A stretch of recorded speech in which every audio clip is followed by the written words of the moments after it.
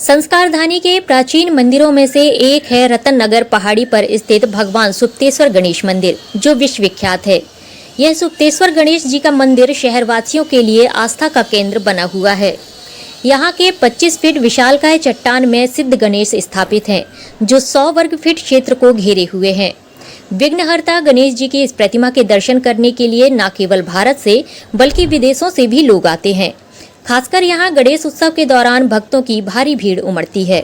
ऐसा माना जाता है कि सुप्तेश्वर गणेश जी का यह मंदिर कई रहस्य समेटे हुए है। कहा जाता है कि जबलपुर के राइट टाउन क्षेत्र में रहने वाली सुधा राजे को सपने में यह स्थान दिखाई दिया था और भगवान गणेश ने स्वयं मंदिर की स्थापना की बात कही थी, जिसके बाद मदन महल के रतन नगर क्षेत्र में इस विशालकाय चट्टान में गणेश जी का आकार दिखाई दिया। तब 1989 में इस विशालकाय सुप्तेश्वर गणेश की प्राण प्रतिष्ठा की गई और लोगों द्वारा सिंदूर लगाकर भगवान गणेश को पूजा जाने लगा। मान्यता है कि भगवान गणेश की 40 दिन नियमित पूजा अर्चना करने वाले भक्तों की मनोकामनाएं पूरी होती हैं। मनोकामना पूरी होने के बाद लोग दर्शन अनुष्ठान करते हैं। जो सिंदूर चढ़ाने की अर्जी लगाते हैं वे लोग सिंदूर चढ़ाते हैं। सुप्तेश्वर मंदिर में कोई गुंबद या दीवार नहीं है। यहाँ भगवान गणेश की प्रतिमा स्वयंभू है।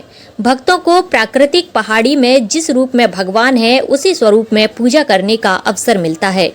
गणेशोत्सव के चलते बड़ी संख्या में श्रद्धालु यहां भगवान श्री गणेश के दर्शन एवं पूजन अर्चन करने के लिए पहुंच रहे हैं, जिससे यहां बेहद ही मनमोहक धार्मिक माहौल बना हुआ है। गणेशोत्सव में प्रत्येक दिन सुबह धार्मिक अनुष्ठान एवं शाम को महाआरती की जाती है। इसके अलावा गणेश चतुर्थी से 11 दिन तक गणेशोत्सव में विशेष पूजा अर्चना की जाती है।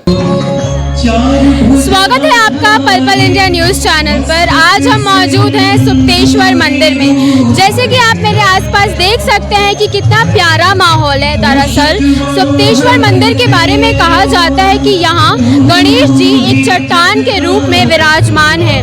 तो आप देख सकते हैं कि किस तरीके से गणेश जी चट्टान के रूप में यहाँ पर विराजमान हैं। और इस मंदिर का नाम सुप्तेश्वर इसलिए पड़ा क्योंकि कहा जाता है कि यहाँ पर भगवान को सपने में देखा गया था, जिस वजह से चट्टान के रूप में आज भगवान यहाँ विराजमान है। प्रति वर्ष यहाँ गणेश उत्सव इसी तरीके से मनाया जाता है। जैसे कि आप मेरे आसपास देख रहे हैं कि कितना प्यारा माहौल बना हुआ है। श्रद्धालु दूर दूर से यहाँ इस मंदिर के दर्शन करने आते हैं। तो आइए कुछ श्रद्धालुओं से बात करने जा रहे हैं और पूछने जा रहे हैं किस तरीके से यहाँ पर गणेश चतुर्थी मनाई जाती है। जैसे कि आप मेरे पीछे देख रहे हैं, वैसे तो कई खूबसूरत प्रतिमाएं पूरे भारत में है, लेकिन इस तरीके की चट्टान स्वरूप विराजमान गणेश जी की प्रतिमा अपने आप में ही एक अलग बात है। तो चलिए बात करते हैं कुछ श्रद्धालुओं से।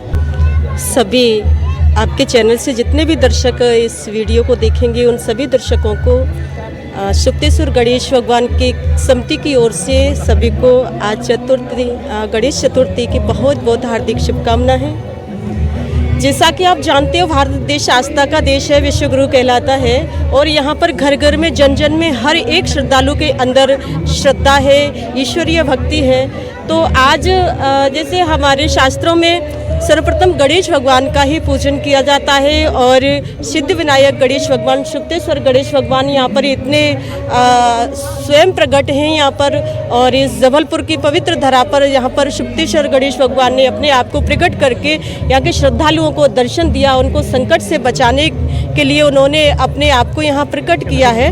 तो आज भगवान के इस अवतरित दिवस पर, श्री गणेश भगवान के अवतरण दिवस पर सभी श्रद्धालुओं में देख रहे हैं पूरे भारतीय वर्ष में इतना हर्ष और उल्लास है। मध्य प्रदेश की धरा पर आज जबलपुर में सुप्तेश्वर गणेश समिति के सभी श्रद्धालुओं ने मुझे यहाँ पर वृंदावन से जो सुस्वागत मेरा आगमन किया, मैं यहाँ पर आई हूँ, मुझे बहुत ही अच्छा लगा है। और प्रत्येक जन जन में श्रद्धालुओं में मैंने देखा एक सैलाब के साथ में हर एक श्रद्धालु के अंदर गणेश भगवान का इतना भाव है, इतनी भक्ति है। और मैं कहना चाहती हूँ कि देश में रहना है तो प्रत्येक जन को अपने ईश्वर से जुड़ना है, अपने भगवान से जुड़ना है और श्रद्धा से जुड़ना है। जैसे आज गणेश चतुर्थी है तो इसका व्रत उपवास, क्योंकि जीवन में यदि कष्टों से दूर रहना है तो हमें आराधना करना बहुत आवश्यक है। और गणेश भगवान ऐसे विनायक भगवान हैं, ऐसे सिद्धदाता भगवान हैं, सर्वमंगलदायक हैं कि जिनके व्रत उपवास आराधना प्रार्थना आदि करने मात्र से वह आपके जीवन के सारे संकट दूर कर देते हैं। आप जरा सा भी उन्हें दूर व घास अर्पित कर दो, आपके जीवन में खुशियाँ ही खुशियाँ ला देते हैं। गणेश भगवान को लड्डू बहुत ही प्रिय है।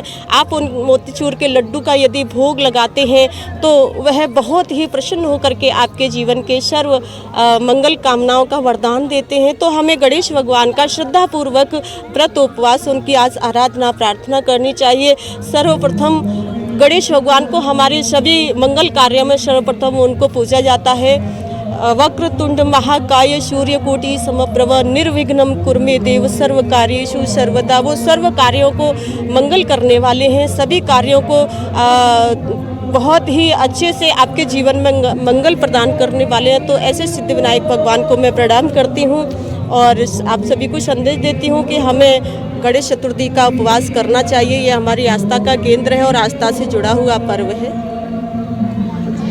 जैसे कि आपने देखा कितने भावपूर्ण तरीके से हमें समझाया गया कि कैसे विधि विधान के साथ हमें गणेश जी का उपवास करना चाहिए, साथ ही कैसे इन 11 से 12 दिनों में हमें गणेश जी का पूजन करना चाहिए। जैसे कि हमने कुछ श्रद्धालुओं से जाना, तो आप जानते हैं किस तरीके से चट्टान यहाँ पर प्रकट हुए थे जिसे आज गणेश जी के रूप में माना जा रहा है। जैसे कि मैं बार बार आपसे बोल रही हूँ कि चट्टान के रूप में यहाँ गणेश जी विराजमान है। दरअसल ये चट्टान अपने आप में ही पूजनीय है। सबसे पहले तो सभी को गणेश पर्व, आज गणेश चतुर्थी स्थापना दिवस की हार्दिक शुभकामनाएं संस्कारधारी नगरवासियों को और देशवासियों को।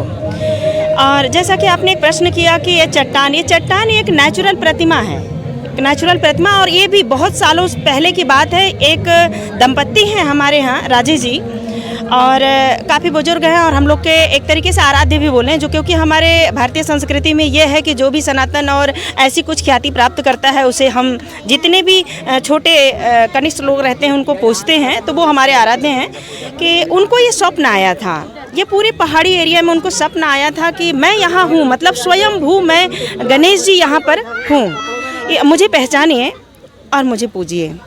तो उन्होंने काफ़ी यहाँ खोज करने के बाद जब ये पाया कि नहीं यहाँ ये भगवान है, तो सबसे बड़ी प्रतिमा यहाँ मतलब चट्टान के रूप में यही गणेश जी मिले। है न दीवार है न गेट है, इसके बावजूद भी मतलब अनगिनत भक्त यहाँ आते हैं जो सुबह शाम रात कभी किसी भी समय दर्शन करते हैं, भगवान का पुण्य लाभ लेते हैं।